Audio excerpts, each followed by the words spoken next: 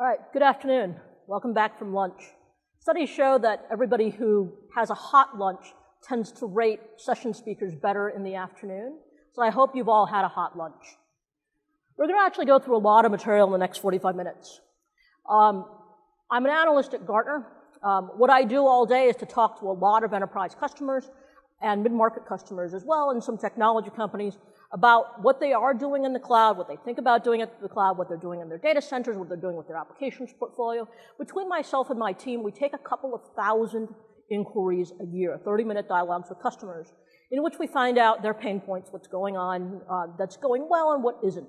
And so those opinions, together with a lot of survey data, pretty much informs what I'm going to tell you this afternoon. So, the roadmap for the next 45 minutes. I want to start by talking about a concept called bimodal IT, the idea that you need two speeds of IT, and what that really means when you think about cloud computing, and specifically in the context of cloud infrastructure as a service. Then I'm going to move to talk about what the market is evolving into, and how that's going to end up influencing your decisions. And then I'm going to really talk about how to bring those two things together, your future, the future of the market, into thinking about what you should be doing next. The key challenge that is driving businesses right now and is killing IT departments is the absolute deluge of digital opportunities for businesses. Every organization is becoming a software company.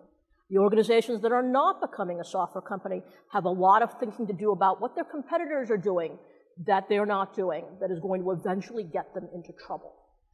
The difficulty is most IT departments are not really equipped to change at the speed at which business is changing today. And so the business is going out and basically saying, okay, if you can't help me, IT, right, I'm going to go buy my own solutions. And so in response to that, what IT has basically said is, all right, this relatively heavyweight way in which we have built and run applications in the past is not going to work for this brand new set of digital opportunities. I'm going to introduce a second mode of IT, a traditional mode and a nonlinear agile mode. Over the last couple of years, going back really as much as a decade at this point in time, CIOs have introduced the second mode of IT, and it's become more and more prevalent. The 45% of all CIOs now have the second mode of operation. This is a number that comes from a little bit earlier this year in our CIO polling globally of almost 3,000 CIOs. And so what does it mean to be bimodal? It means that you have a traditional mode 1 that is focused on the normal IT values of safety and efficiency, right? It's the marathon runner, the folks who do things over long periods of time and get them right. There's another mode, the agile mode, right? Think of the sprinter, who is entirely in this experiment, fail fast, deliver things quickly, be tightly aligned to the business. And you cannot really get the same organization and the same people to do both. From a sort of a personality and skill standpoint, it's about a 10 to 15% overlap is what CIOs tell us exists between these two organizations. But if you take the guy who comes to work every day, right, pulls tickets out of the queue and works them according to specific, well-defined processes and procedures that he doesn't want to deviate from, and you tell him, hey, I have this entirely nebulously defined thing, go take that hill, he hates that job, right, and vice versa. And so you really need different people, a different organization, a different approach, and that ends up driving different processes and different tools that support those processes on both sides of that equation. Really importantly, you cannot just add a little bit of agility to traditional IT and get something that moves at the speed of digital business. We do not advise adding incremental agility to the existing IT infrastructure and tooling and processes and so forth in order to try to get there. Instead, what we say is build an island of your future and then bring the old stuff into the future, not gradually bridge from the past into the future. You're still going to do incremental innovation and improvement in agility in the core of traditional IT, but don't expect that to take you where you need to go in the future. Instead, begin building that island. And in most organizations, it's not going to be just one island. It's going to be multiple islands. The reason for that is it's going to be experimental. You may run a set of experiments in private cloud on-premise. You may work with Amazon Web Services. You may work with Azure. You may try something completely different on a platform as a service. All of these things will help you determine what works for within your organization. And so you begin with this island of the future, these individual projects. Eventually, some other thing that's currently running in mode 1 in applications, for instance, will need replacement. And you'll take the new application that replaces it and pull it into this mode 2 way of operations. Then you'll begin to extend old things, and eventually, strategically, you're going to end up deciding what works in your organization. You're going to build this new core of things, and you'll bring things from the past into the future. You won't bring everything, right? You will continue to have your mainframes and your mid-range systems and your x86 and your non-x86 gear. A lot of organizations will never be able to get rid of those things no matter what you do. So you can't expect that everything will come to the new core. But what you can do is to prevent the burden of your legacy from completely dictating what your future is going to be. So when you think about how do I buy cloud infrastructure as a service, or even more broadly, how do I think about a cloud computing and infrastructure strategy?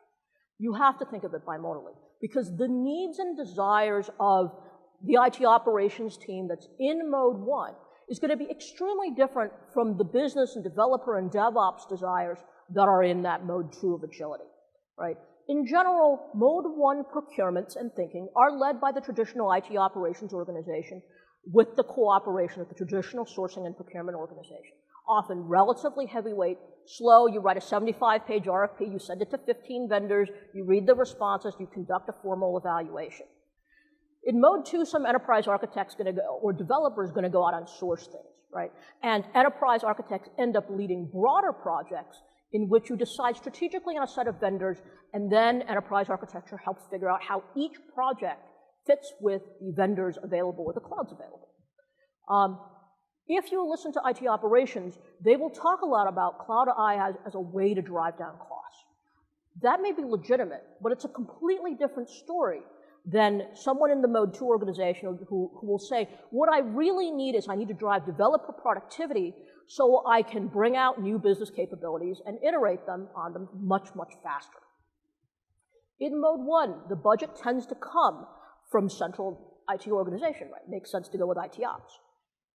In mode 2, that budget most frequently comes from a business unit because it ends up sponsoring a business initiative. And the cost consciousness is nowhere near as large.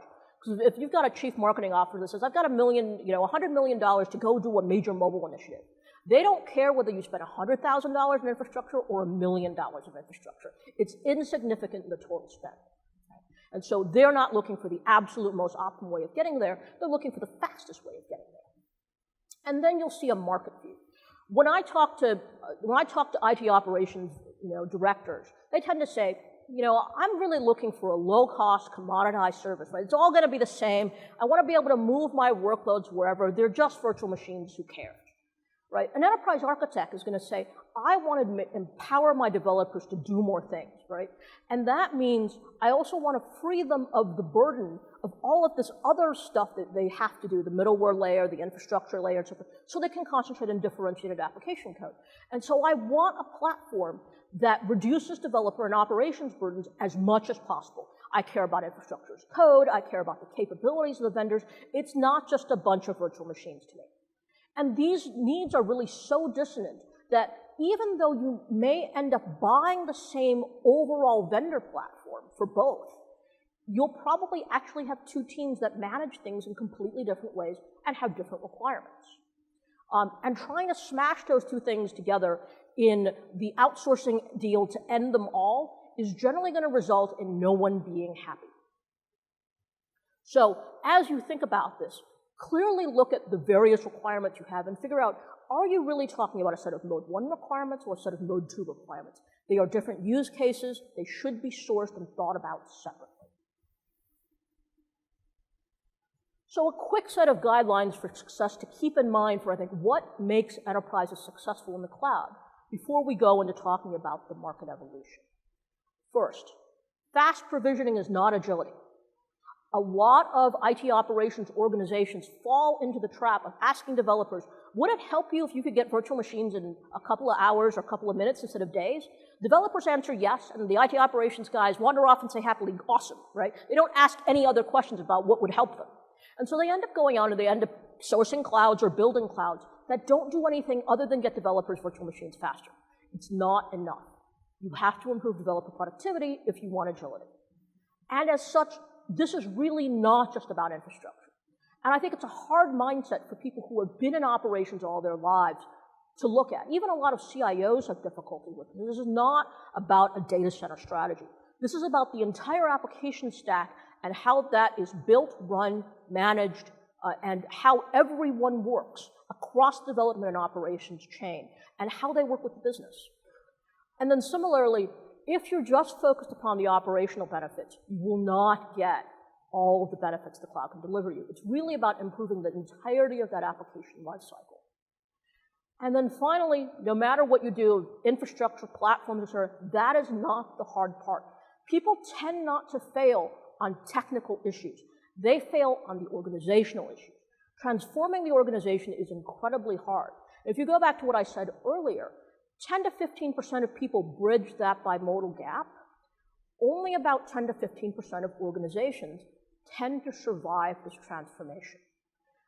Very importantly, in the IT operations organization, in the transformation to DevOps, most operators are not developers. And you cannot retrain, or at least not economically retrain them into developers. Most organizations end up saying, my legacy operations organization, in a mode 2, predominantly mode 2 sourcing eventually, becomes a group that goes to help desk or maintains the remaining sort of core systems. They do not turn to DevOps people. You want DevOps people in operations, hire developers, train them as operations guys. So, given all that, what is the market going to look like? Gartner does not believe that cloud IaaS turns into a commodity. Resources, maybe a little bit more, so core compute, storage, and networking capabilities. But even if you look today across the market at all the major vendors, you're going to see enormous deltas in what people can do in the compute layer and the storage layer, and especially at the networking layer, which is hard. And even though we're believers that given 5 years or even 3 years in the market, the major providers will get basic compute, storage, and networking services to be reasonably at a baseline. What you are buying is, in the end, ultimately not just those resources, right? If you were just going to buy equipment and think about it just that way, you're probably better off running in your own data centers. But it's about the integrated management. Functionally, all of these vendors are providing IT operations management tooling as a service, right? You'll see that certainly in sort of the slew of announcements that Amazon has made, right? Things like Service Catalog are classic IT operations management tools that have been made by vendors like a BMC or a CA or an IBM or an HP. Increasingly, Amazon, Microsoft, et cetera, are all moving into that space, providing those things as a service, and in many cases throwing them in for free with the service. That's really what you're paying for, right? In the enterprise, when you look at people buying IT operations management tools, most people never get them fully deployed or integrated. Only about 25% of those tools ever get beyond their pilot stage, even if you buy a full enterprise license. And only about 10% ever get fully deployed. So to have a vendor bring integrated management into the stack, right, whether it's the vendor themselves, the service provider, or someone in the ecosystem who has done all of that pre-integration, has a tremendous value for everybody, especially people in the mid-market who have historically been able to afford to buy the tools, but have not been able to afford to integrate them. And then on top of sort of these management layers, right, you begin to build these building blocks of much more differentiated solutions. What this is going to have the effect of doing is erasing the clean distinction between the IaaS vendors and the platform as a service vendors. Increasingly, you're just going to see it as one big block of services. Even here for AWS, AWS does not talk about what is IaaS and what is PaaS. They're just services. They leave it to you to figure out what you want to call them. Right? Increasingly, we see that trend, especially with Microsoft and Google as well. We see other vendors like IBM and HP building separate platforms as a service that don't integrate with their IaaS at all, right? That's at some point in time they probably will, but it doesn't give you that smooth continuum that people are looking for. We think what's really happening in the market is IaaS and PaaS represent a spectrum of control and ease of management. On one side, the more IaaS-ish you get, the more control you have. The more PaaS-ish you get, the easier management becomes. And so you begin with IaaS. You start having things like one-click installation of software, right? A little more value, not a whole lot because you're still managing an awful lot. And then you start saying, okay, if I build on top of that a series of scripts, buttons I can push to do functions in a highly automated fashion, I can still control the underlying VM, the software to some degree, but I get a bunch of automation assistance. In PaaS, you basically turn over the keys and say, hey, I don't want to deal with this, just provide this as a service, right? So you get things like Amazon RDS and Elasticache and Kinesis and all the other things that they're introducing, right? Or in, say, Azure Machine Learning, right? It's just a service, you consume it. But especially when you look at middleware elements like databases, customers sometimes like to decide how many knobs do I want to turn here, right? And so IaaS, more knobs, PaaS, a lot fewer knobs, but it's also easier to manage. I think that spectrum is really going to make it easier for customers to simply choose how much control do I need, how much management do I need, how do I want to trade those off. And it also determines essentially how much lock-in do you want at any particular level. We think also that infrastructure as a service gradually absorbs the functions you see in a PaaS framework like a Cloud Foundry or an OpenShift or an Apprenda or the like. Containers clearly are the way everybody wants to go. Containers will run inside virtual machines at least until the container security gets good enough that we don't need virtual machines in hostile multi-tenant environments, which is going to be years from now. Application runtimes, I think, are being somewhat displaced by portable container environments, particularly Docker. Request routers, which basically say, hey, where is all these instances of these containers? How do I load balance across them? You're really looking at container-aware load balancing, right? Which is certainly functionality that load balancing, whether you get it from a vendor or you get it as a service, should incorporate. And then the service broker function, where you're passing credentials into an application where you don't want to store those credentials somewhere permanently, simply becomes another service, right? The important thing to note about platform as a service frameworks is they don't completely remove the need to manage the infrastructure. Developers may have to worry about the infrastructure less, but somebody's still doing everything underneath that. And you've gone from get a virtual machine faster to get a container faster. Again, you miss all of the additional things that drive developer productivity, basically all effectively the middleware as a service functions, right? Splatting a database into a container at a fast speed then leaves you with 100 databases you now have to manage. Very different from getting a managed database as a service. If you look at where the IaaS market is, these are the Gartner Magic Quadrants from 2013 to 2014, representing a 9-month difference in evaluations. This is a fast-moving Magic Quadrant. This means that we do an evaluation roughly every 6 months. And you can see, right, massive changes in the market where anyone who is not really significantly at scale has been pushed down and to the left. Down generally means that they're not executing as well, right? They're not gaining customers, they're not building the things they need to. Left means that they have no plan to fix that. Or they're unable to fix that, which is a big problem. This is a scale business. It is not a scale business for the reasons that a lot of people think, oh, who can build more data centers, who can afford to do that? Efficiency of infrastructure operations helps with supply chain management, getting enough capacity, getting your components at the lowest possible cost. But that's not really the problem. Because if it was, a whole bunch of legacy large vendors could buy their way out of this issue. The real problem is this is a software business, right? The more you can leverage your software engineers across a big customer base, the more you can go hire more software engineers and build new things, right? And software dynamics tend to end up devolving to a handful of huge vendors who have huge breadth and depth and large ecosystems that completely dominate a market, right? Think about the database market, right? And the way that Oracle really has come to dominate that. And you have a handful of of other vendors, but if you look at the top 5, they pretty much own the market. There's still a bunch of places where providers can be more niche and serve specific use cases, but the economic value tends to accrete to a small handful of vendors. That's where this space is going as well. Much like software vendors, IaaS providers accumulate an ecosystem. That ecosystem is software. Things that have been validated to run on the platform will be supported, and in most cases, people want to be able to buy it on a marketplace by the hour or by the minute or however the IaaS provider bills, so you can get your software with the same agility and efficiency and cost reduction that you can with the actual virtual machine elements. But it also really matters in managing professional services. If you're a professional service provider, you have to decide how many platforms can I reasonably support. You can do one, maybe you can add a second. What's the economic value of adding a third? Right? Particularly for smaller providers. Ditto in the managed services space. You can get really, really good at managing one or two providers. Adding a couple more,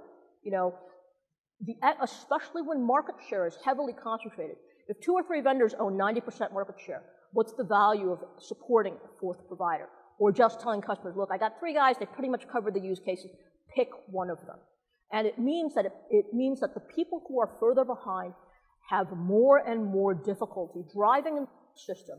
And without the ecosystem, they can't get customers to adopt. So it's a horrible, vicious cycle if you are not a winner. And that's one of the reasons you're starting to see greater and greater separation between providers, is that ecosystem is critical, especially in things like the mid-market, where people usually need help to adopt. And so in the end, what we're seeing is we're going to see tremendous concentration of market share. We are already at tremendous concentration of market share, right? Amazon, bizarrely, actually continues to pick up market share, despite the fact that there have been more and more competitors in the market. On an absolute basis, they are the growth of the market.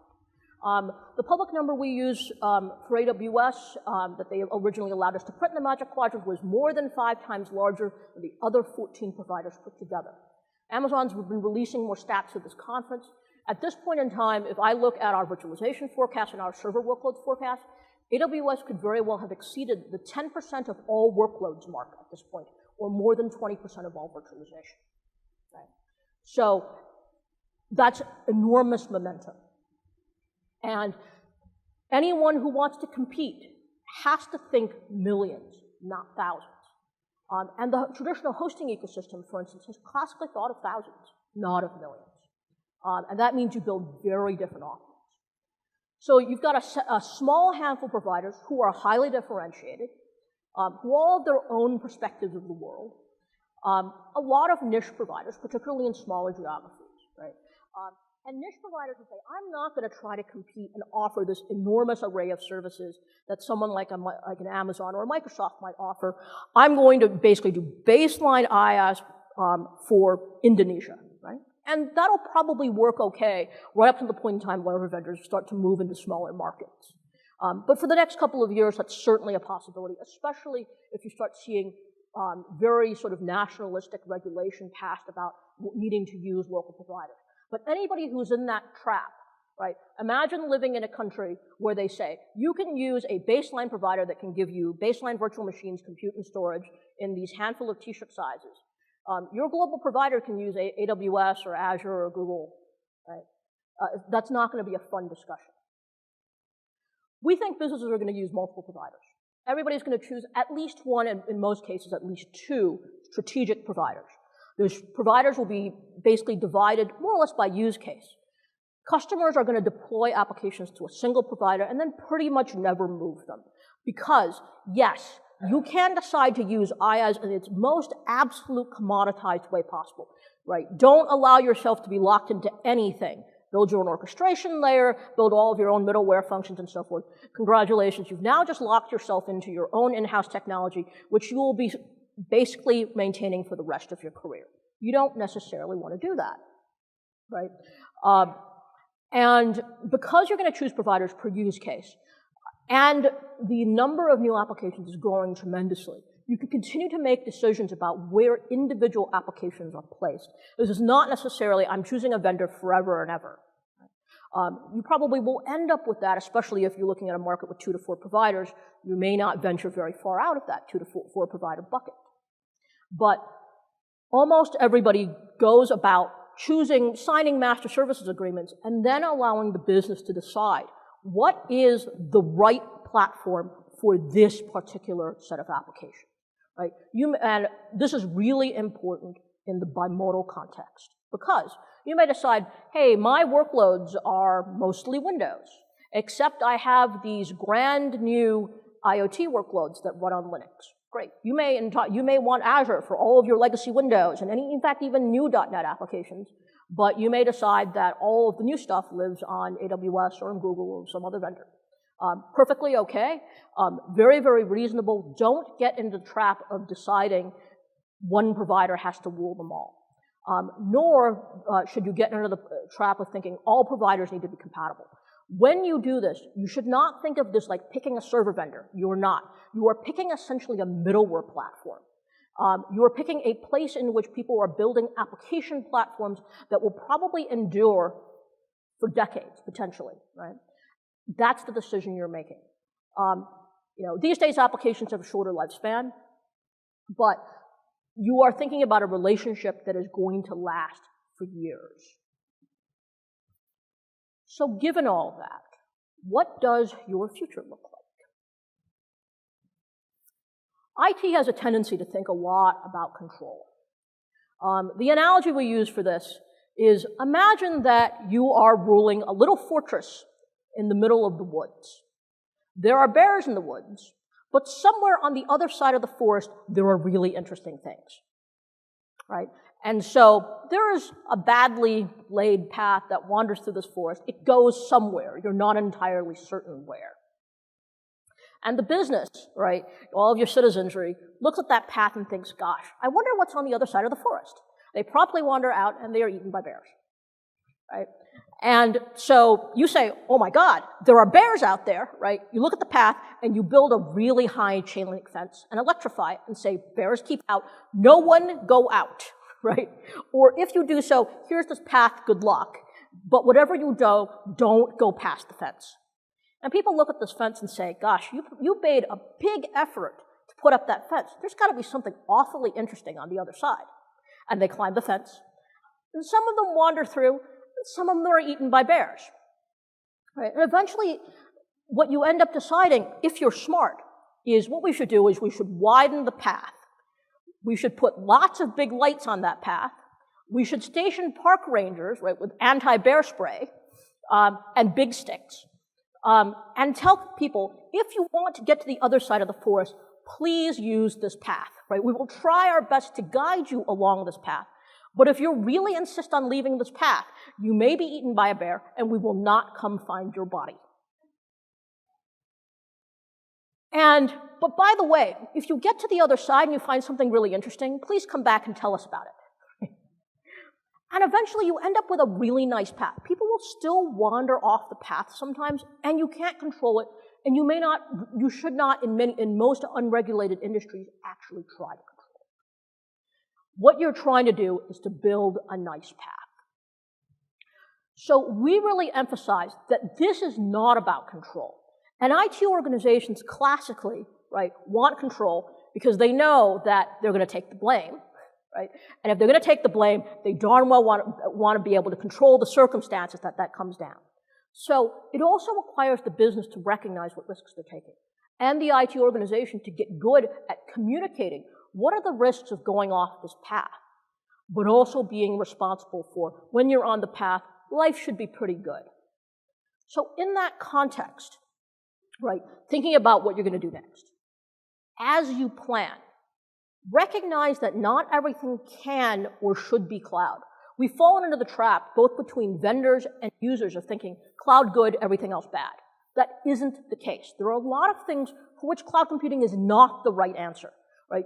Most enterprises are going to continue to run on-premise traditional IT that is non-cloud, and that's not a bad thing, right? So people say, I need a cloud strategy. We begin by saying, figure out what you want to do first, right? And then how do I achieve those goals? Not, I heard about this cloud thing and someone is expecting me to have a plan, which is what happens all too often. We see a necessity for some workloads to remain on premises, regardless of how good the cloud gets, right? People have regulatory compliance issues that may force them to local things, but there's also some things that require physical account, right? If you need very low latency access to a piece of physical gear in a particular location, it's probably not going into the cloud. It may sit on a private cloud, maybe eventually that's right next to that, whatever it is, that widget you're trying to control, but otherwise it has to stay there. So whatever your strategy you plan, you should probably acknowledge that unless you are superbly lucky, you probably are going to have a few workloads that remain on-prem or something close to it. Another key thing to note, the technology suppliers in the private cloud space are not delivering the breadth, depth, or innovation of the service providers.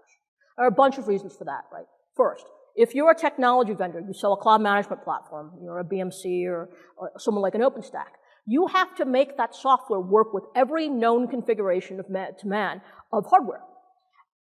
Amazon can go purpose get whatever hardware they want, and when they decide they want something to run, they only have to qualify it with this very, very narrow hardware stack.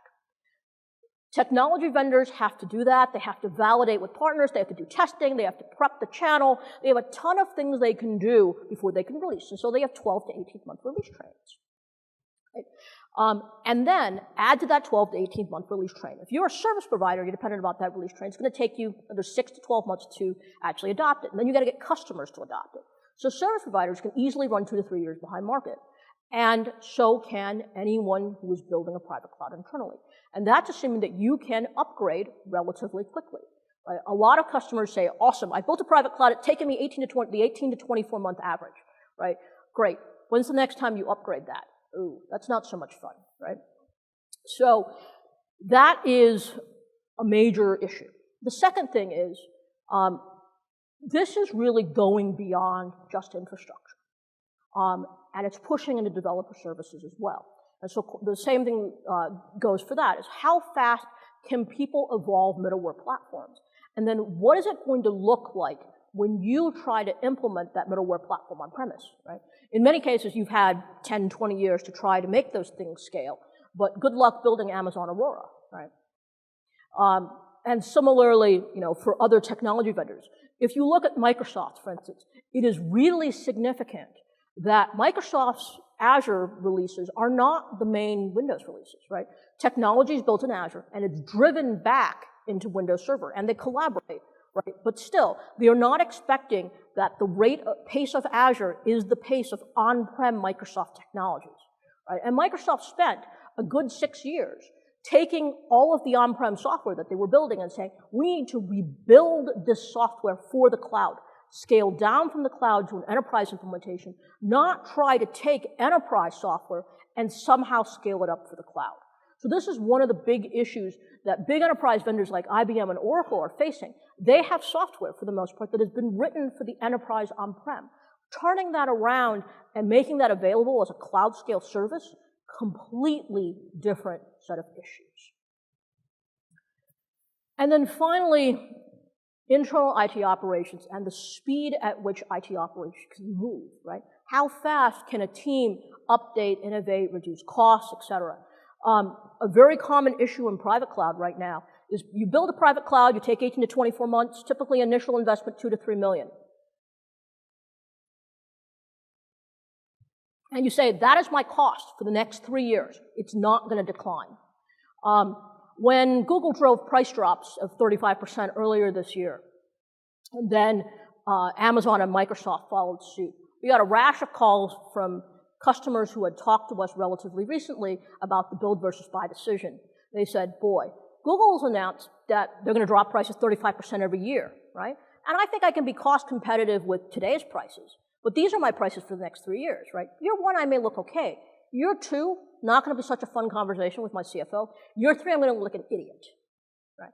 That's really the concern. So how fast is, if you were thinking build versus buy on a cost basis, what really is that delta in 3 years? How quickly do you drive costs down? And then also, every organization does not have enough smart people to do the things they need to do. And so you get into this question of, I only have so many smart people. I can only hire so many more. What do I really want those guys doing? So one of the things that people say to us is, okay, I think that I want to use these various public clouds. I want to be in Amazon and Azure, let's say. And I want to build my own private cloud. and I want to treat all of them like commodities and build an orchestration tool, or buy an orchestration tool, or buy a multi-cloud management platform, and I'm going to put that thing on top of all of this, and it's all going to look like a commodity. I'm going to look at this tool, because I don't want to be locked into anybody. Step one, you are now locked into your tool provider. Congratulations. You have a brand new point of locking. Alternatively, they said, I don't want to be locked into a software, I'm going to build a tool. Great. Now you have a development team supporting this tool into eternity. Right? You have a new lock, and it's just you're locked into your own team instead.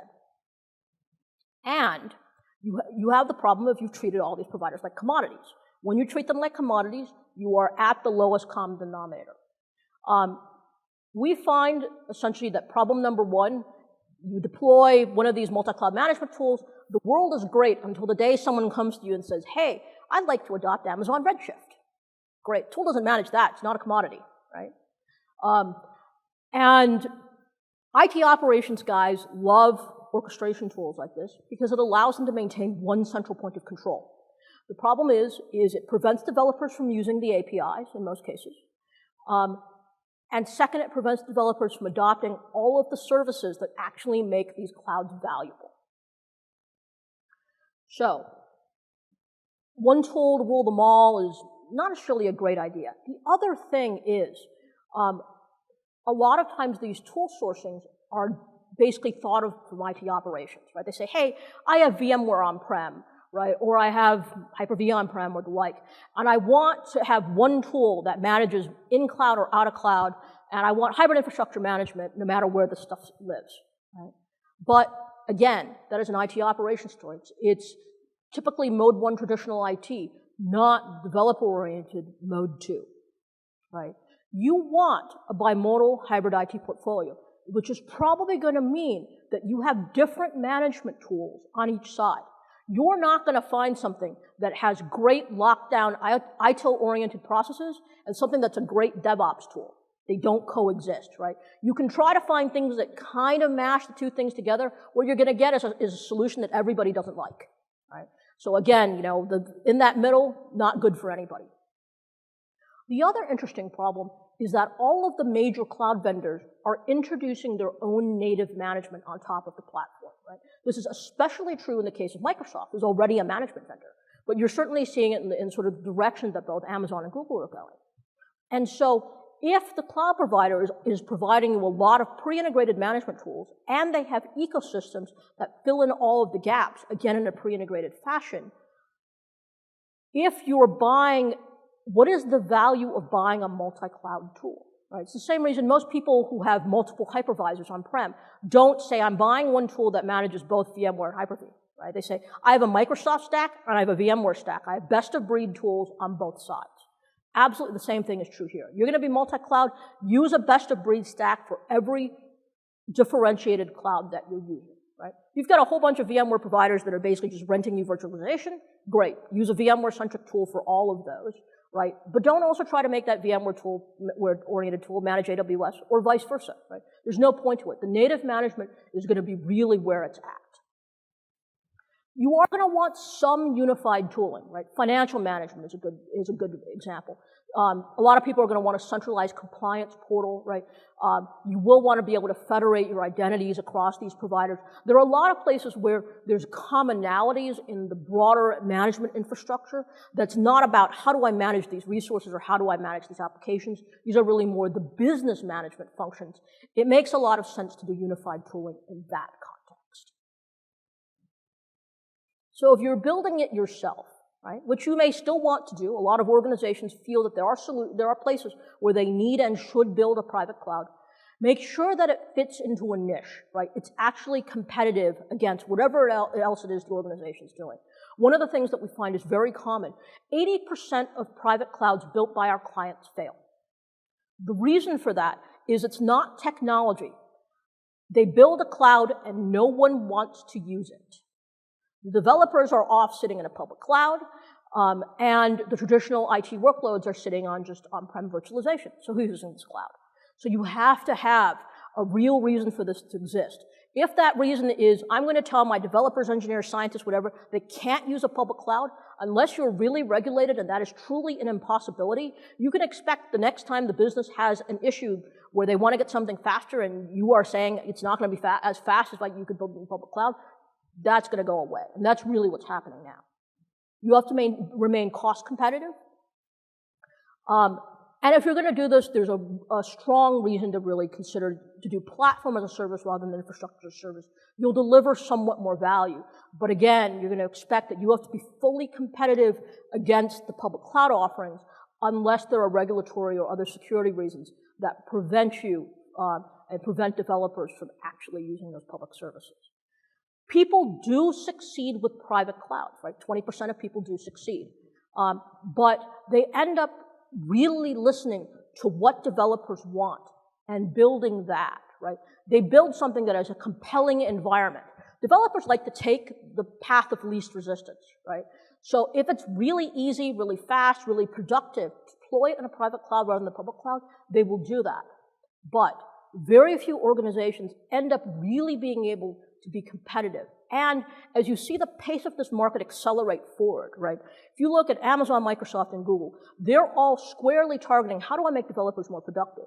And that means the increasing introduction of completely new development and service paradigms that are not easily approximated by on-premises infrastructure. You could go out and build something like Amazon Lambda, right? An event-driven, platform as a service. You would spend a lot of money and effort building that platform. And very few organizations have the range of engineers to do that. The places where I see that most frequently are in regions like China, where there's really an abundance of engineers, and to throw lots of engineers at a problem is perfectly acceptable. For most North American and European businesses, that generally is not the case. So what should you be doing? Going back to governance, we suggest build a cloud center of excellence. Staff it with enterprise architects. Enterprise architects typically going to be someone with a development background, a real ability to talk to the business, and a reasonable understanding of IT operations as well, right? They are sort of the senior polyglot. Those guys are there to provide cross-functional leadership, to make everyone talk together, to establish the comfort level and security and procurement and all those other things, and to advise the business. They establish the policies. They decide the organization-wide cloud computing policies. They look at the governance. They look at how do I address security in all these specific instances, what use cases match which clouds. And then finally, they basically play a brokerage role, right? They help match up business problems with the right solutions, which may be public cloud, they may be private cloud, or they may be completely non-cloud. And they also help make a decision, should I really source this as software as a service? Is this platform as a service? Is this infrastructure as a service? How do I assemble a set of solutions across everything that I'm using? And so they are also the repository of best practices. So I mentioned earlier that there were a lot of people building things as islands. These centralized sort of center of excellence guys serve as a way to get best practices across the organization and then to turn them into organization-wide best practices, to provide the tooling, things that groups can share, even if the organization allows relative independence for everyone else. So I send you back with one idea. I would say, if you are thinking about building, think really, really closely about what specific use case that serves and how long it serves that use case. Is it a 3-year project? Is this something you're thinking about for 10 years? Do you need to build a private cloud? Or is the right solution public cloud plus a continued enhancement of on-premises virtualization without self-service, right? There are going to be things for which you may not want to do self-service. And as you look at these clouds, do not think this space is going to become commoditized, more providers are going to get good. It's going to be a space in which 2 vendors, maybe 3, much less likely 4 vendors, are going to end up probably completely dominating market share. And that has huge impacts around what software is going to run on this platform, what ecosystem will exist in other services, and who's going to be available from a managed and professional services standpoint, and also what talent you can hire that already knows those platforms. I'm going to be available for questions in the alcove. Enjoy the rest of your afternoon.